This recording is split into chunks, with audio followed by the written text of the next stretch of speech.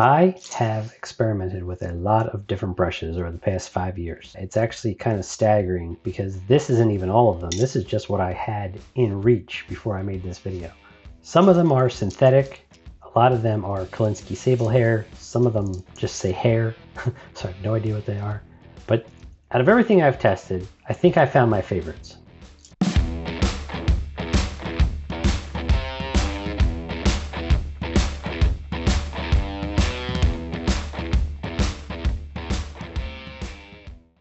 And I bought these on a whim from Amazon, and they are Fuumuui. I believe it's pronounced Fuumuui. I think maybe. So this is actually the third time I've purchased these. These are $32-ish on Amazon. It's a set of 5 brushes. They are classified as miniature watercolor brushes. So they are not specifically targeting the miniature painting community, but they are miniature brushes. One of the things that really helped me with my painting was thinking of acrylic more like watercolor, in the sense that I needed my paints to be a lot thinner. I thought I was thinning them down, and watching videos comparing my process, I was thinking that I was painting correctly, but really I had to be even more generous with how much water I was using. And since I've been doing that the past 3 or so months, I've really seen an improvement in my brush quality not failing, and just more consistency with painting. So I've got this set here. I'm going to open them up. I'll show you what's inside, and I'll give you a little demonstration with my brushes, that one of the brushes I'm currently using. In addition to this, as I said, as a runner-up, I really can't knock the Master's Touch synthetic brushes that you can buy at Hobby Lobby. I've been buying these for years because they are so cheap and often on sale at Hobby Lobby for like 40% off. I mean, they're consistently running the sale. And the price point really makes these very accessible, and I'm okay if they get damaged or ruined through accidental neglect. I am trying to take care of them so they last longer, but it's one of these tools in my arsenal that I'm comfortable at the price point replacing it should it get damaged. Lately, I've been trying these chisel blenders for dry brushing because I like this more narrow point for fitting that into like the corners of miniatures. But for all the detailed work, I really got to go with the Fuumui's. Right, okay, so let's open up these Fuumuui artist paintbrushes. I had to do some research on Fuumuui. I just checked out their website and learned that they are the makers of artist paintbrushes. They're not just some sort of like drop shipped brand or like rebranded set of generic paintbrushes that you can get on Amazon. This is a real company with a real website, and they do seem to really care about their product. They've got a lot of great photography and a lot of different types of brushes that people can buy, so that there's a lot of legitimacy in those things. I'm always so cautious when buying on Amazon. So on the back here, it says you get a quad 0 brush, a double 0, a 0, a 1, and a 3. Of all those, I find that the number 3 lately for me has just been an absolute workhorse. It's maintaining a really nice tip. It holds on to water really nicely. The hair itself is really soft. Through my continued maintenance, it has really been lasting a long time. So now let's open the package and take a look at these. This is my third time opening this package. It's a very nice little box. I find it's a little bit useless though once I take the brushes out, because I do not return them to here. But I will show you. It's a little awkward to get them open, but because you have to like pinch into the box and pull it down. There's no like hole. Fuumuui, if you're watching, maybe if you did like a little thumb semicircle hole here, it would make opening and reusing this box a lot more practical. But yeah, when you open it up, it says you are the artist of your life. Isn't that nice? And then there's the 5 brushes with a little quality control tag right here in the middle. There's a little bit of care taken when packaging because these are all facing up, which is nice. Here you can see the number 3, the number 1, the number 0, double 0, and the quad 0. And they all have this plastic tip over top of it. I'll take the number 3 out and we'll compare to the new one, to the one that I've been using in terms of how it's holding up to compared to one that's right out of the box with regular maintenance, and being careful not to let it scrape against dry paint or anything like that, or let it dry out entirely. And definitely keeping paint out of the furl here. I think this one on the right, again, is the one I've been using. It's maybe a little bit darker and a little bit more stained from time, but that tip is still looking really pointy, and I'm not seeing any major fraying from inside the belly here. So that's very cool to see the comparison after a few months of heavy use with this one. And I gotta say, yeah, these are definitely my favorite brushes to use. The number 3 is great. I mean, it's a small brush already. Number 3 is small.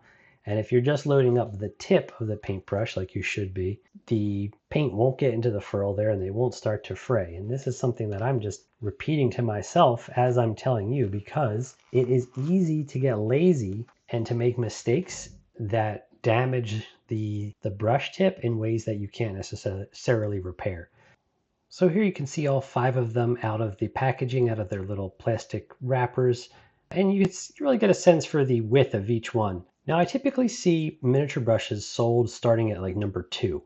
This one surprised me because it's a 3, skips over 2, goes to a 1, a 0, a double 0, and a quadruple 0. Now personally, I think I can make as good a use with the number 3 as I do like the number double 0, for example, because the tips really are very similar in size. It's really about how much paint you want to hold on to and how precise you want to be with the exact moisture level you're putting into the paint. So like how much is going to run. That's important to consider when you're painting. Like, do you want it to be a smooth layer? Do you want it to be a wash? Are you doing some sort of glaze blending? There's all these things to consider, but the number 1 and 0 work great for real fine detailing as well. I have to mention that this quadruple 4 0 is not something that I find very useful because there is just so few bristles on the brush. It dries out very quickly, and you can kind of see that there is already like this little curl here from this one. So like, I'm really buying these for these 4 brushes.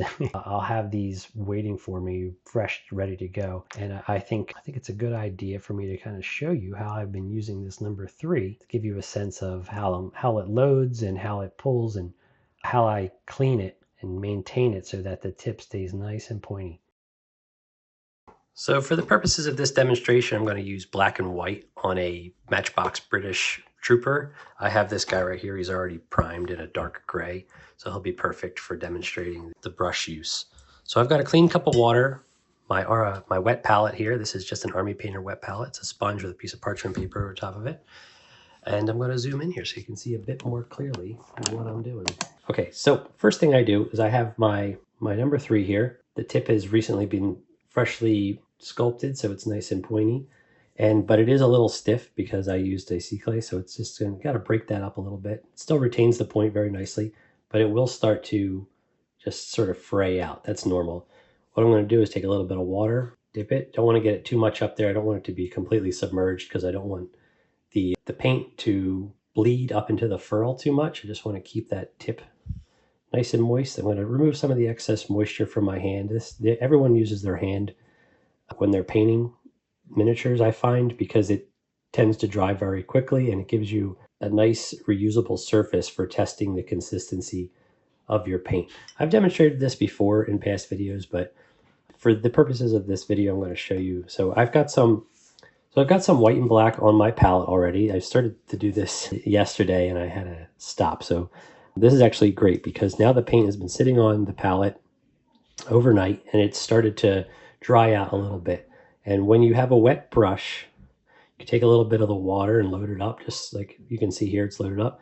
Put it on your palette and you can start dragging into the paint a little bit, just very gently. If the paint has gotten too dry and you start to scrape with your brush, it'll start to pull at the fine hairs of this brush and it could cause them to be damaged. So you really want to make sure you have a lot of moisture loaded up, but not so much that it bleeds and goes up the belly of the bristles and then gets into the ferrule. So it's a bit of a balancing act. It's one of these things that I'm constantly practicing. And I'll show you quickly how I go back and forth to make some gray with the black and the white. We get a nice medium gray here in the center of the palette. And then really you want to make sure that it's well blended to the point where you can't see on the brush. You can see right now that it's pretty blended through. There's no like white spots or black spots that are prominently being seen on the tips there. And if you pull it across your hand, you get a nice even pull. So the consistency isn't too wet. It's not a wash or glaze consistency, which is, usually indicative of too much water. And then you're just gonna slightly apply it to the magazine on this gun real quick. So I believe this is a brand machine gun, and I'll just show you how. Just will gently pull up and make sure that the coverage is even. If it's too wet, then I need to go and remove some of the moisture with the back of my hand. But for the most part, that is a really smooth, consistent blend. And then, you want to try to aim for that, something like this every time, unless you're, doing glazing, in which case you want to add more water. So it's always about figuring out what you're doing, and then mixing the paint and water to a consistency that will give you a great result. Sometimes I go too heavy on the water and I end up having to, just wait a little bit longer for it to dry. The good thing about acrylics though is they dry really fast once they start to hit the air. So you have to just keep that in mind and balance the dry time, and that comes with a bit of practice and trial and error. And it's going to happen just now. I just dipped my brushes too far deep into the water, so it got the bristles a little bit wetter than I'd like. I'm just going to wipe them off a bit. Go back to my palette here. Just gently mix with a bit of water. You want to bring in some more of that paint to make sure that the consistency stays thick enough that you're not just continually diluting the same section on the palette, that it becomes watered down and too translucent, because then you're into glaze consistency, and that's better for blending when you're trying to blend two values together, light and dark. And then from here, it just becomes a matter of, going back and forth on the palette with the brush and making sure that I am getting a look that I'm happy with, and it isn't too chunky, it isn't too thin and watery, nothing is pooling. Making sure none of the paint is pooling in areas that I don't want it to because it's too wet. And then above all else, making sure that I'm not damaging the brush tip by letting it dry out. So I'm constantly going back and dipping. And then when I'm cleaning the brush, that's the other thing, is I really try to avoid scraping the bristles against any part of the container, because I do find this, as paint builds up here, you're creating these real small little plastic edges, because acrylic is plastic. And unless you're really keeping this clean or have like a perfectly smooth jar lid or something that you can scrape on, you're going to be damaging the tip of the paintbrush. So I try to just swirl it around, and then I'll take the back of my hand and I'll get it nice and wet, and I'll pull like this. I'll pull down, and this will get all the paint off of the bristles, and it'll come onto my hand, and then I can just wipe that away. So here's actually a piece of paint that came off of the brush there that must have been stuck in the bristles. And what happens is, if you get too much paint up the belly rather, into the furl, it'll dry in this little part. That will make the bristles fan out, and then it becomes really hard to get them to sculpt back to a nice point. So you want to make sure that you're not damaging the point or where the belly meets the furl, because that makes it really hard for them to come back together. And then this would become basically a stippling or a texturing brush, and it's money down the drain. So I mean, I've heard people say that you can make brushes last forever, and maybe that's true. It's not been my experience so far, but I've gotten a lot of longevity out of some of the ones that I've treated the best, and this number 3 by Fuumuui is up there with that. So one last thing to mention is that the connection point between the furl and the paint handle is incredibly durable. I've purchased some cheap brushes in the past that actually wore out at this connecting joint faster than the bristles did, and it basically made the brush almost impossible to use, because you need that little bit of extension sometimes. So to clean the brushes after a very dirty session, or if I'm working with very high density pigment paints like red and blue, I'll take a bit of conditioner. This is just my Head and Shoulders Dry Scalp Care Daily Conditioner, right? I just put a little bit in my hand with some water and start to pull down. Now this is where the importance of having a strong connection point between the furl and the paint handle comes into play, because you're going to be putting a lot of pressure on these two things. You don't want to use hot water, because that could heat up the furl and cause it to bend. But what I'll do is I'll just keep pulling down and adding more water until there's less and less conditioner on the bristles. And then that will really start to get it nice and clean. If you're using a high density pigment like red or blue, like I mentioned, you'll start to see your hands start to change color, but that should easily wash off. So I just do it right on my hand, because there's just enough soft texture to gently remove any paint from the bristles. And then once that is nice and clean, I will then reshape the brush like this, and I'll take out a little bit of, this is called Slick Gorilla. This is just sea clay for your hair. I use this in my hair just like I use the conditioner in my hair.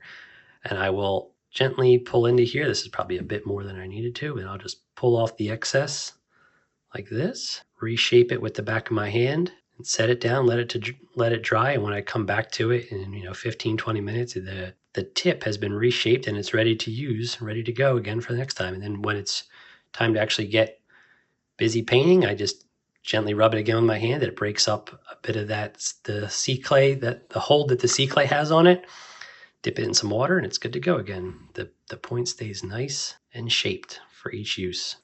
So that brings us to the conclusion of this video, guys. It's been an honor to be able to share my tools with you and a bit of my process and how I've been learning over the past 5 years, not only just through trial and error, but from watching other great painters around YouTube. Be sure to seek out other people for inspiration so you can learn from them, because you might find something that works better for you than what I've shown you here. Thank you so much again for watching. Hit that like, subscribe to the channel for more videos just like this, and share this with your dad. Take care.